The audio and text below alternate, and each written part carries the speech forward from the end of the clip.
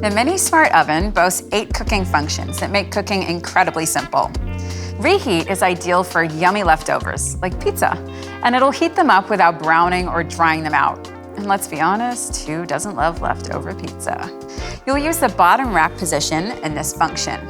To reheat, place your food in one of the included pans or dishes. Center the dish on the wire rack to ensure airflow around the food. Close the oven door and use the function dial to select the reheat function. Select the desired temperature using the up and down arrows. To adjust the reheat duration, hold down the time button until the preset time of 15 minutes shows on the LCD. Adjust the time with the arrows. Finally, with the Start Cancel button to activate the oven preheat. The LCD will display a preheating message, and once finished, the temperature alert will sound. Oh, I forgot to mention. The reheat temperature and time can be adjusted and frozen settings altered before or during the reheating cycle.